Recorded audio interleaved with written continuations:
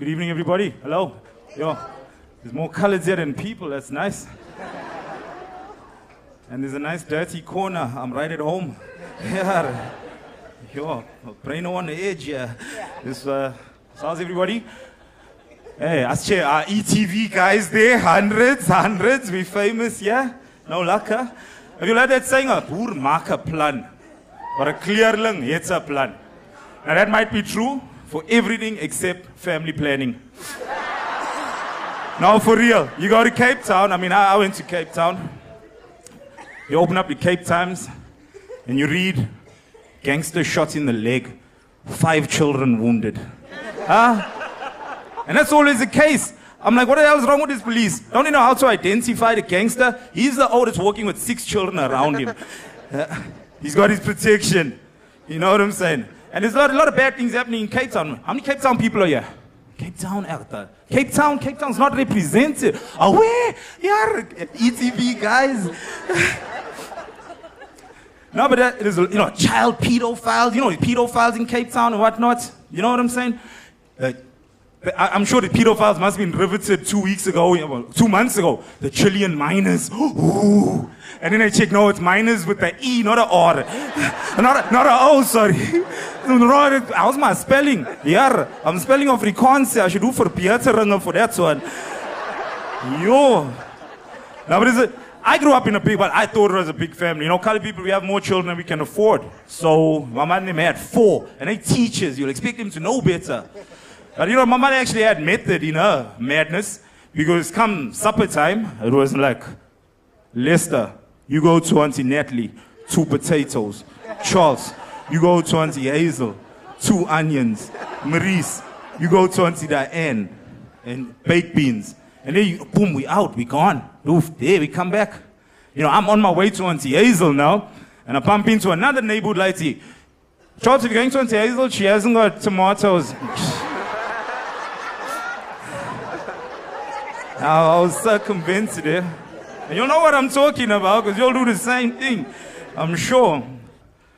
Children, huh? You know what I'm saying? And you know what I like about Cape Town, that old sense of community? Because you go into the flats. Back in the days when it was Mnet, it was just one channel. So the old that had Mnet, you'd identify him by the 30 cables running out of his window to all the neighbors. And I thought that was pretty cool. Because always couldn't change a channel, there's only one channel. And then DSTV came out and there were so many choices. And now the people are, except change the channel, out the window, except change the channel. But so then they came out with a system, this is colored ingenuity, because, colors, it's a plan. Yeah, so also like modifying their SMSs. Please call MTV base.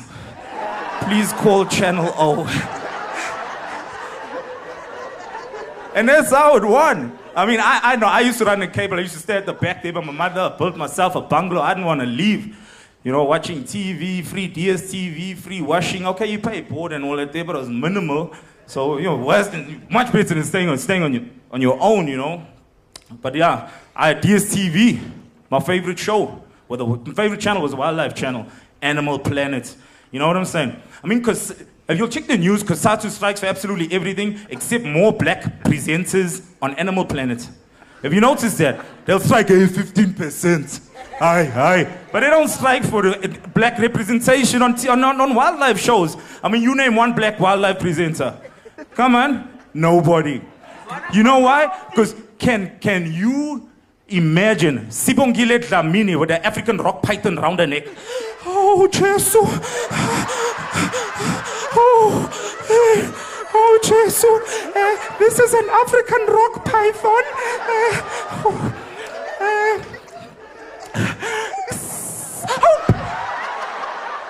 Dead. Killing a snake on TV. You just check headlines. Daily Sun. Togolosh tells woman to kill possessed snake.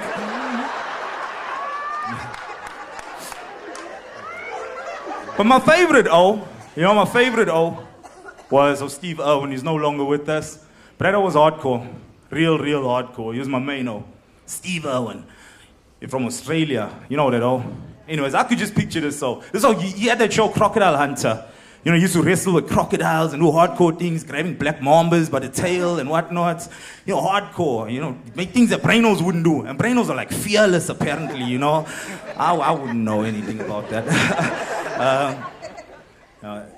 People just gave me these scars. It was like, for nothing. I didn't deserve it. It was wrong. But Steve Irwin, my favorite dog. I could just imagine him coming to Aldo's. You know what I'm saying? He wants to do a documentary on the subspecies, otherwise known as coloreds. So I can just check him, He checks a herd of idle coloreds standing by the flat. So he sets it up, you know, jumps off his Land Rover, parks strategically, puts the gear lock on, the gorilla lock. Make sure it's secure. You know, make sure he's got his lock nuts on his rims so he can make a quick getaway. Because you can't drive on bricks. Okay?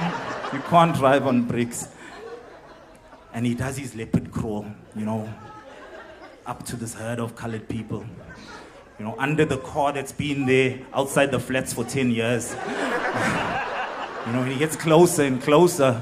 You know, he's going over the broken beer bottles and the used condoms and the storm peas and the drugs and everything, and he gets closer. He's like, and there we have a bunch of feral colored males in the prime of their life. They're milling about doing absolutely nothing, which is typical behavior of the species.